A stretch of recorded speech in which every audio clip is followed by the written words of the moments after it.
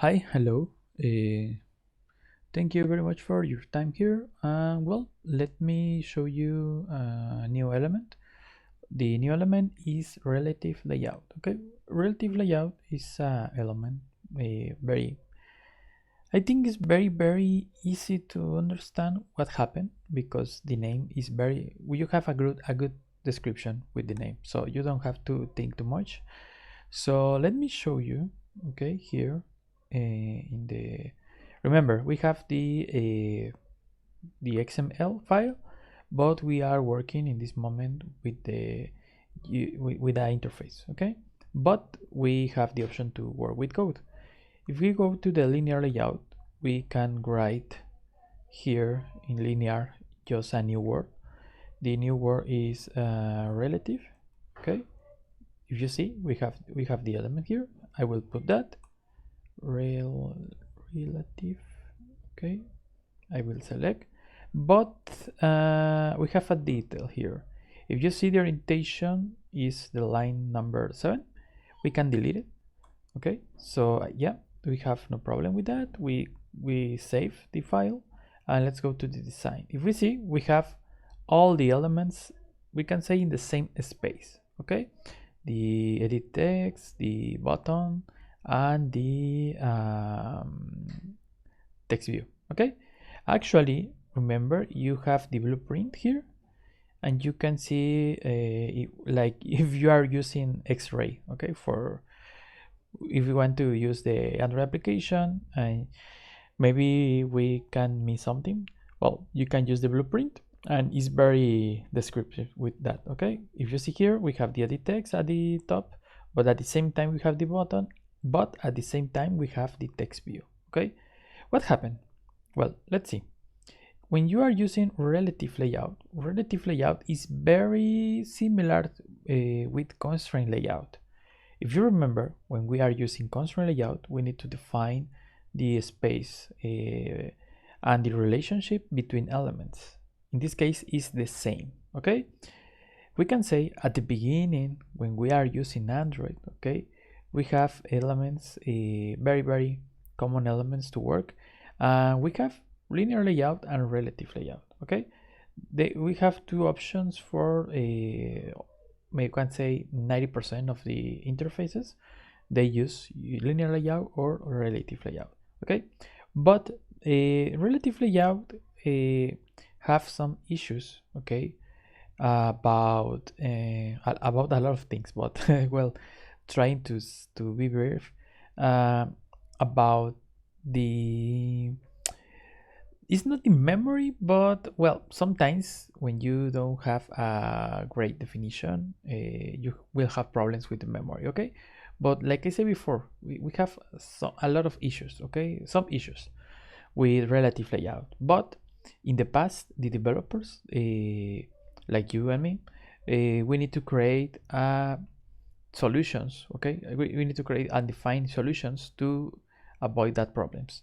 Well, now the problem is we are not using relative layout. Okay, but probably you are thinking about, well, okay, why are you mention relative layout if I don't need it? Well, my answer is, remember, we are here to understand Android today. Okay, so if you read some example, or if you go to Google and try to find some implementation, probably you will hear about relative layout and you will see some examples. The thing is, the first lesson is, in this moment we have better solutions than relative layout. Okay, second point, if you need it, okay, relative layout, well, the answer maybe is constraint layout. Okay, so what happened with relative layout? Let me show you how we can use it. At the end, the relative layout is a position, okay, relative to an element. Okay, so if you want to put something here, for example, let's go to the code, we need to put an ID here. Okay, and we need to put here, okay, the definition. Okay, but if you remember in the past when we are using a constraint, okay, we need to define between elements. Well, it's the same now. It's the same now with relative layout. You don't have to worry too much for that, but the problem here is you will find a word like deprecate. Okay, actually it's not deprecate. Well, that's the I don't want to use any specific words, okay, because the problem here is maybe in 1 month or in 3 months or 1 year, okay, you will see a change. Okay, so we don't know when sometimes, but it's very fast to change that. Okay, but let's see, let me show you the property. Okay, we have below, let me define this Android. Well, let me put here the, okay, Android 2 points, we will use below. Yeah, okay, and you need to put the ID of one element. In this case I will put the ID of text view. Okay, see, I am this line is new. Okay, the line number 15. If we go to the design here, okay, we see a movement. Text view is on the top, you see, and edit text now is later. Why? Because we are using the layout below. We have more properties. I will show you. Okay, if you type here Android and later you type layout here. Okay, that's the point. We have a lot of things. For example, align parent left, align to left. We can use it. Okay, more elements. But the point is, you don't try to. In my experience, please, if you are thinking to define a very simple layout, my recommendation is use linear layout.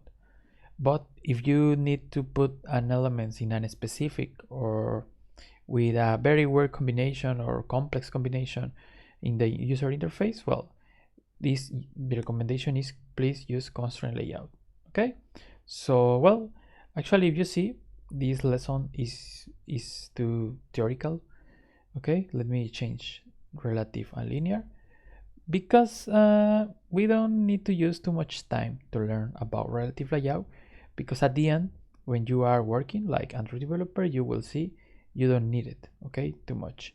So just let me add the orientation and let's finish this lesson. Okay, orientation and vertical. Let me save, and you see the user interface, it's like the beginning.